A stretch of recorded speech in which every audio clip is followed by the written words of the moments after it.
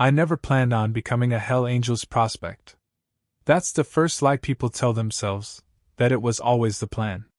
For me, it started with the bike, and the silence. I was 26, riding a beat-up Harley I could barely afford, drifting between jobs, nights spent on empty highways just to feel something steady under me. I didn't know it then, but that loneliness is exactly what they look for. The club found me before I found them.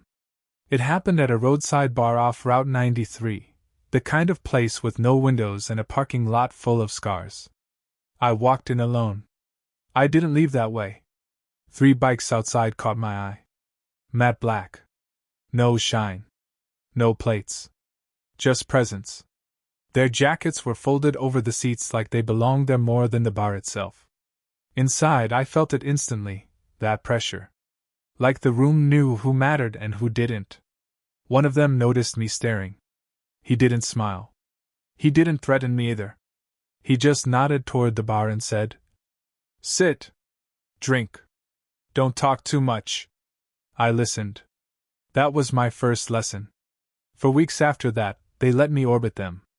Not inside the circle, just close enough to feel the heat. Runs to pick up parts. Long rides with no destination. Standing outside clubhouses I wasn't allowed to enter. No patch. No name. Just prospect. They stripped you down before they built you up. And then came my first night. No warning. No explanation. A text came through at 11:47 p.m. Be ready in 20. Bring nothing. Wear black. I remember staring at my phone longer than I should have. Something in my gut twisted, the same instinct that tells prey when a shadow doesn't belong. But I went anyway. The clubhouse sat outside city limits, tucked behind a scrapyard and a line of dead trees. No lights. Just engines idling like animals breathing in the dark. They took my phone the moment I arrived. No one spoke. The sergeant-at-arms stepped forward. Big man. Broken nose. Eyes that didn't blink when they looked through you. He handed me a helmet. It wasn't mine. It was heavier. "Don't take it off," he said. "Not for any reason." I wanted to ask why. I didn't. That was my second lesson. We rode for almost an hour. No formation I recognized. No headlights for long stretches. Just darkness swallowing the road and the sound of engines echoing off nothing. At some point, I realized something was wrong. No one was wearing colors. No patches. No insignia. That's when it hit me, this ride wasn't official. It was off the books. We pulled into a clearing I'd never seen before. Dirt. Oil stains. A single floodlight humming like it might die any second. There was a van parked crooked near the trees. Doors open. Inside was something covered with a tarp. No one explained it. The president finally spoke, the first voice I'd heard in over an hour. "You stay with it," he said, nodding toward the van. "You don't move. You don't ask. And whatever happens tonight, you don't exist." My mouth went dry. I was about to ask how long. Then I heard it. A sound from under the tarp. Not loud. Not violent. Just breathing. Slow. Uneven. Human. That's when I understood something they never tell prospects until it's too late. Initiation isn't about loyalty. It's about silence. Asterisk asterisk. And that night, silence almost killed me. The engines cut out one by one. Suddenly, the silence felt heavier than the noise ever did. No crickets. No wind. Just that low electrical hum from the floodlight, and the breathing coming from inside the van. I stood there, helmet on, visor down, hands clenched so tight my fingers went numb. No one told me what to do next. That was the point. Minutes passed. Or maybe seconds. Time didn't behave right in that place. Then the sergeant-at-arms came back. He didn't look at me when he spoke. "You hear anything?" he said. "You keep hearing nothing." He walked away before I could respond. The tarp inside the van shifted. I froze. My heart started hammering so hard I was sure they could hear it from the trees. I leaned closer without meaning to, every instinct screaming at me to back away, to run, to do anything except stand there. A voice came from under the tarp. Muffled. Weak. Hey man. It took me a second to realize he was talking to me. I can't breathe right, the voice said. Please. I swallowed. This wasn't part of the stories. This wasn't how initiation legends were told in bars. No fists. No blood circle. No loyalty speeches. Just a man suffocating in the dark. I looked back toward the tree line. Nothing. No silhouettes. No movement. They were watching, I knew that, but they stayed hidden. This was my test, not theirs. The voice coughed. I know who you are, he said. They told me. You're new. You don't gotta do this. That's when fear turned into something worse. Doubt. If I helped him, I was dead. If I didn't, I had to live knowing I chose not to. My hand moved toward the tarp without permission. The moment my fingers touched it, a gun cocked behind me. Don't, a voice said. Calm. Almost bored. I didn't turn around. Step away from the van, the voice continued. Slow. I did exactly what I was told. The gun never fired, but I could feel it tracking me, following my movement like it was already decided. When I reached the edge of the light, the president stepped forward. He looked at the van. Then at me. Everyone wants to be close to the club, he said. Until it's time to prove you belong far away from your conscience. He nodded once. Two men grabbed the tarp. They didn't pull it off. They pulled it tighter. The sounds that came next weren't loud. That's what stayed with me. No screaming. Just panicked breathing, then wheezing, then nothing at all. I stood there while a man died 5 feet from me. And no one checked my face. They didn't need to. Afterward, they loaded the van back up like nothing happened. The tarp stayed on. The floodlight went dark. One of them clapped me on the shoulder. You did good, he said. Most don't. I didn't feel good. I felt hollow. We rode back before sunrise. Same formation. Same silence. Same rule about the helmet. But something had changed. Every mile felt heavier. When we reached the clubhouse, they finally spoke to me again. The president leaned in close. Tonight never happened, he said. You speak about it, even once, you won't need a second night. He handed me back my phone. No messages. No missed calls. Like the world had paused while I was gone. As I rode home alone, the sun coming up behind me, I realized something else they never warn you about.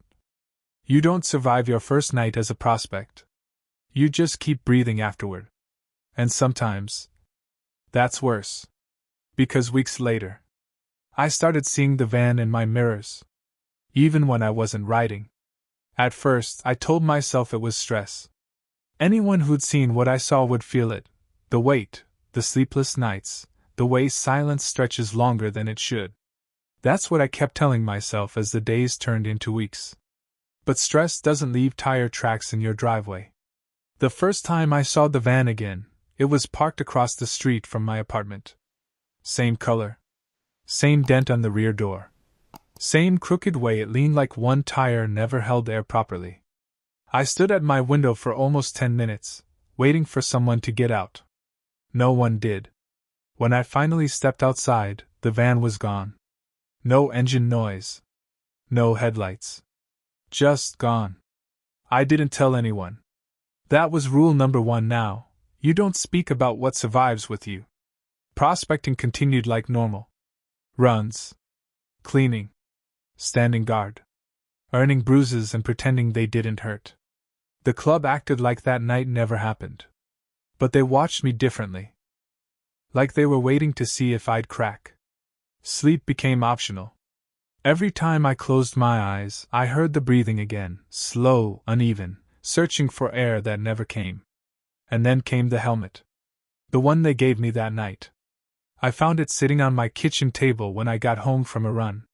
I knew for a fact I hadn't brought it with me. No note. No message. Just the helmet. When I picked it up, something inside it rattled. I shook it once. Twice. Then I tilted it, and something small slid out into my palm. A set of keys. Old. Rusted. One of them had a red plastic tag with a number burned into it. I didn't recognize the number, but my stomach did. That night, I dreamed of the van again. Only this time, the tarp was gone. The man sat upright, helmet in his lap, staring at me through the dark. I held my breath as long as I could, he said. So you could pass. I woke up screaming. The next day, the sergeant-at-arms pulled me aside. You're riding tonight, he said. Just you and me. We didn't head toward the clubhouse. We rode out past the industrial zones, past the places where the city stops pretending it's alive. No headlights again. No talking. We stopped at a storage facility I'd never noticed before. He handed me a key. The red tag. You want to make it official? He asked.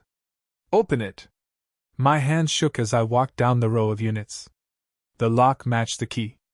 Inside was the van. Same tarp. Same smell. Only now, it was clean. Too clean. No blood. No marks. No sign anything bad had ever happened. Except for one thing. Carved into the inside of the door were names. Dozens of them. Some scratched lightly. Some gouged deep like the person ran out of time. At the bottom was the most recent. The man's name.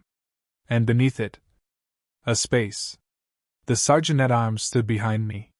Every club's got ghosts, he said. Ours just stick around. He handed me a knife. Write your name, he said. For what? I asked.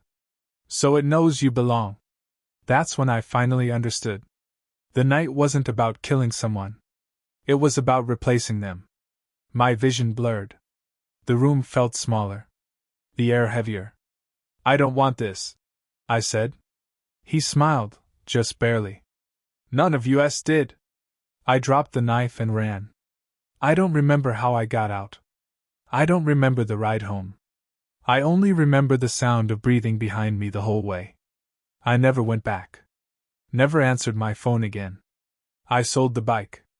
Changed cities. Changed my name.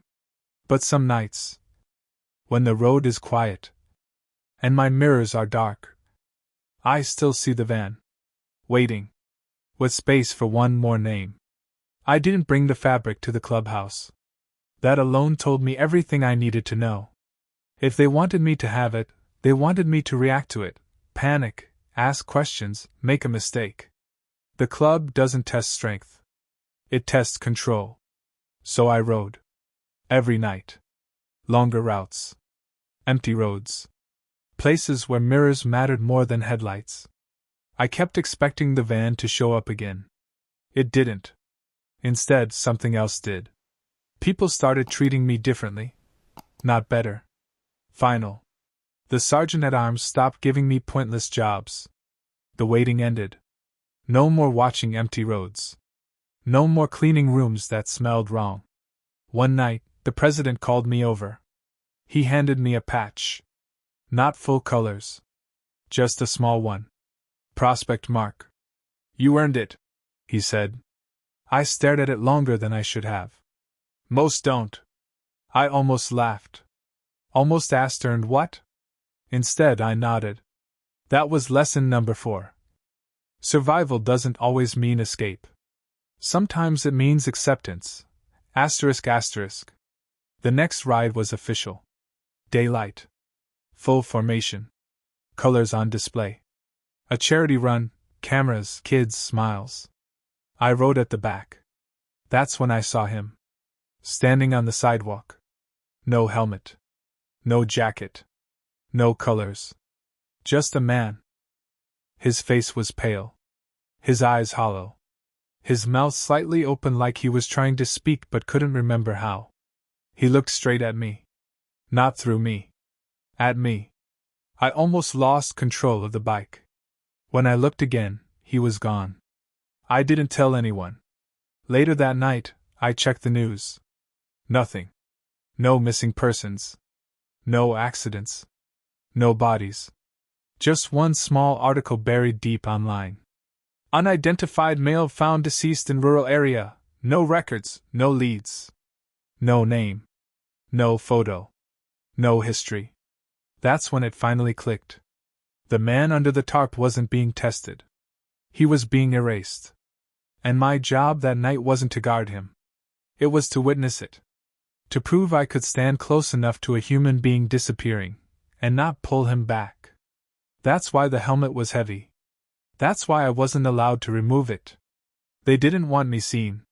They wanted me unseen. Weeks passed. The van never came back. The breathing stopped. The dreams faded. But something else replaced them, something colder. Understanding. One night the president sat beside me outside the clubhouse. You know why prospects don't talk? He asked. I shook my head. Because talking makes things solid, he said. And some things only work if they stay thin. He stood up.